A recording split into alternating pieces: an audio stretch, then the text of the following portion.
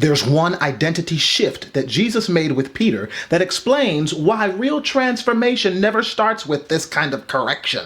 By the end of this video, you'll see why Jesus always spoke identity before behavior, and how that changes the way you relate to God, others, and yourself. In fact, understanding this is how I personally went from self-doubt and overcorrection to confidence, clarity, and healthier relationship with self and others and God. Now, toward the end, I'm going to share a simple activation like I do in a lot of our videos that many people weren't taught, and if they were taught it, they forget how to go to this place. But when you do it, something shifts internally.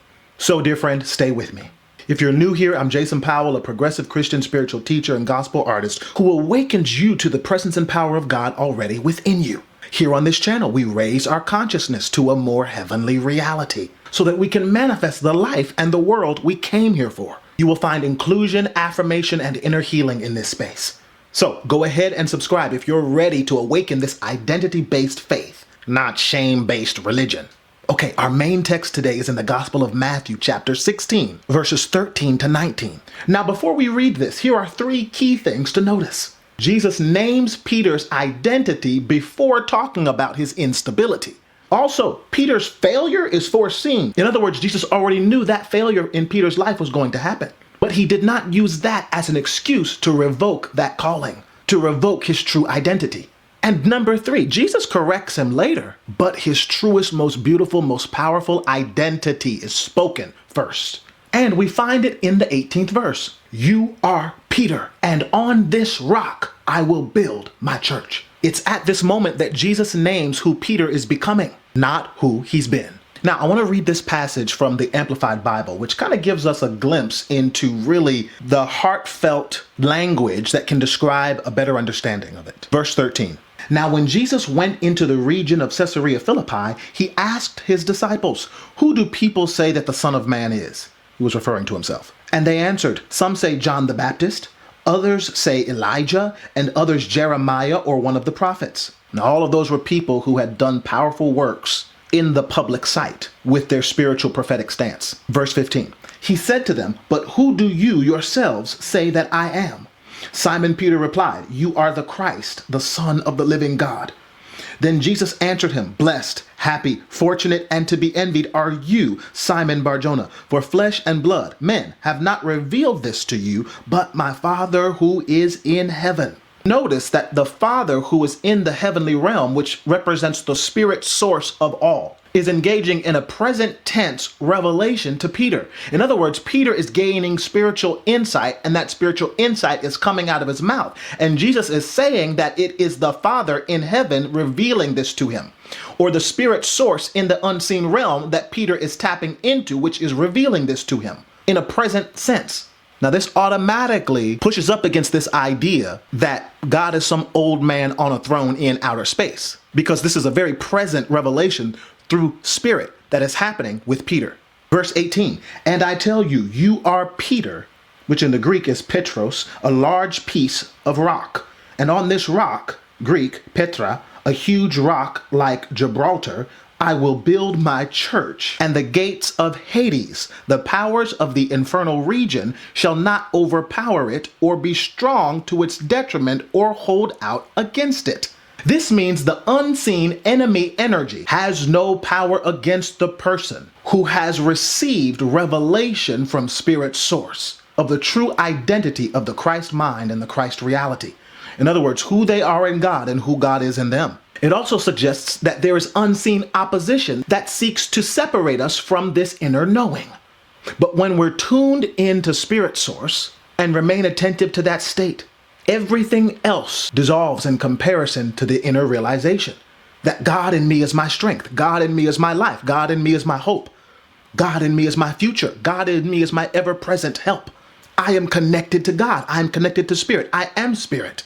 This inner stability is the truth of you even when you experience instability. And learning how to return to this place until it becomes the fullness of your identity is our spiritual work.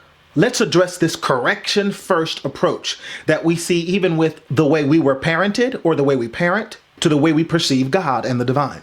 When it comes to matters of discipleship or discipline or being shaped and formed spiritually, having our heart and mind be redirected to the good so that we can be our best selves, some of you might have an ingrained subconscious belief that is just about correcting your behavior and making sure you're perfect. Oh, I have to be perfect. But that's not really the way your spiritual identity emerges. That's not really the way you get to the space of the realm Jesus secured, which is love and forgiveness and empowerment and joy and well-being and abundance. Jesus flips that order of correct behavior first and then identity follows. He doesn't say, Peter, fix your fear. Peter, fix your anger. Peter, stop being impulsive and then you can follow me. Peter, get control of yourself and then you can follow me. His name was actually Simon Bar-Jonah. Simon was his given Hebrew name. Bar-Jonah just means son of Jonah or son of John. But when he says you are Peter, he is resetting his identity. You know, what you call a thing, the nature of what you call it tends to come forth. When you call a child bad over and over again, you draw out the nature of bad. When you talk down to yourself over and over again, you draw out the nature of those depressed words. But if you can look at yourself in the mirror and say, I'm proud of you, you're doing it, you're doing an awesome job, keep going, and you make it personal, and you believe what you say, and you speak up to yourself, and you speak to the you that you've become, not the you that was from the past that might have experienced some failures. And even if you experience failures from the past, the present, or the future, you understand the truest essence of you has already succeeded. When you can meet that person right now, the one who's already succeeded, the one who's already fulfilled, the one who's already prospered, the one who's already moving forward, the one who's already attained, and you interact with that person right here and right now, and you begin to develop the relationship with your truest identity, the one who is spiritually empowered, the one who is hopeful, the one who is loving, the one who is achieving, the one who is peaceful, the one who is centered, and begin to develop a relationship with your higher self right here and right now, you awaken that. And that's what Jesus was doing with Peter. And that's what we've got to do with ourselves and our spiritual walk with God. Catch this. Jesus affirms Peter knowing that he will later deny him. But Jesus does not reject him. The only question is, does Peter reject himself? Do you, having this powerful identity inside of you, wrestling with the other aspects of your humanity that might not have experienced the successes, or that might be overcoming some challenges, do you accept and love yourself? Or do you reject yourself? Do you appreciate your divine design? Or do you look down on it? Do you see the beauty and the treasure that you are, the way you are uniquely made, in your own outlook on the world, in your own configuration of self? Do you appreciate it? It was Henry Nouwen who framed it like this: the greatest trap in life is not success or failure, but self-rejection. If God has already brought you close and already has claimed the truth of your being as a part of God's self, who am I to reject who the invisible spirit source loves? Not according to what they say or the people say, or maybe what parental programming suggested, or what the inner critical voice suggests. Reclaim your highest identity, and that will close out all of the negative voices so that they cannot have the final say. Listen, if this way of reading scripture is new for you, I'm hosting a free spiritual empowerment masterclass where we go deeper into identity-based discipleship. In other words, shaping and forming the inner self along certain lines. And we also share the ideas in Reimagine God. The link is below and you're invited. reimaginegodnow.com/live.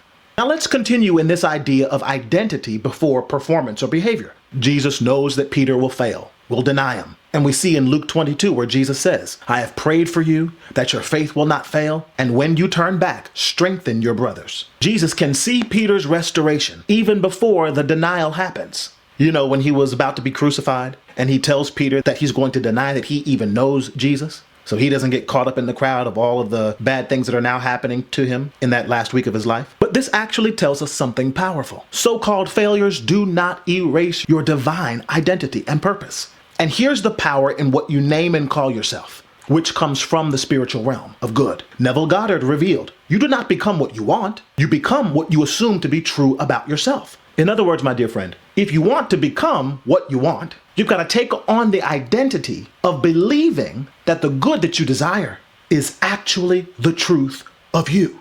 This is the power of our spiritual work to shape that inner belief. Because you might have heard me say it before, when beliefs change, worlds change.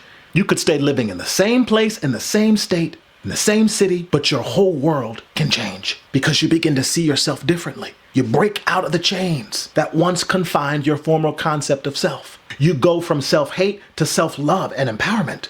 You go from confusion to clarity. You go from can't have, can't be, can't do to can have, can be, can do to I have, I am, and I'm doing it. Now notice Jesus does correct Peter later, but it wasn't from shame. Shame produces hiding, not transformation. And the transformation we're after is the condition of the heart and the state of the mind. When you enter your freedom, you know it because you're not bound by the opinions of others. And there's a love that holds you. There's a peace that journeys with you.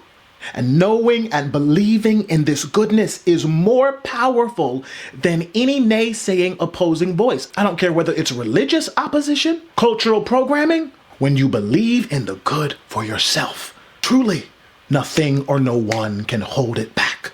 That's what we're tapping into today as you're hearing my voice. Now, how does this affect our relationships?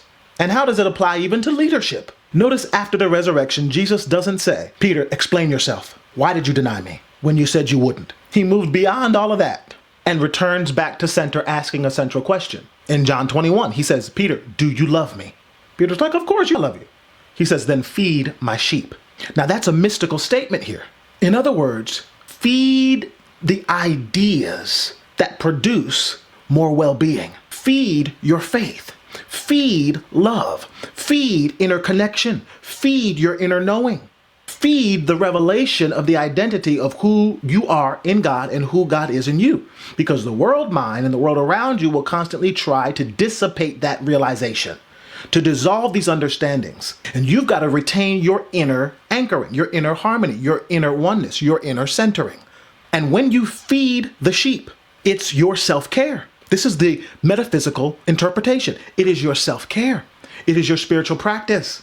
It is your loving self-talk. And it doesn't just stay with you, because when you're good to yourself like this, it overflows in what you do, in how you cross paths with others, in the actions that you take. It never stays just with you when you do this kind of work. It always impacts the world around you. So don't think this is selfish. In fact, it's the planting of the seed inside that blossoms in events, experiences, and circumstances and relationships. And again, you're not defined by failure. You're actually defined by the ultimate success.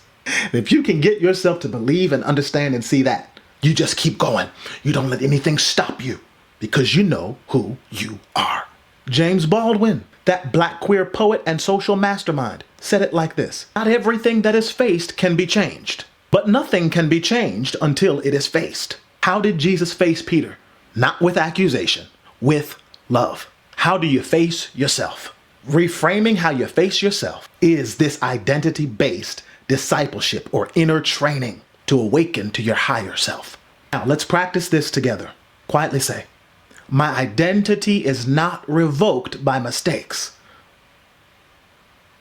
The mistakes are training ground to show me who I am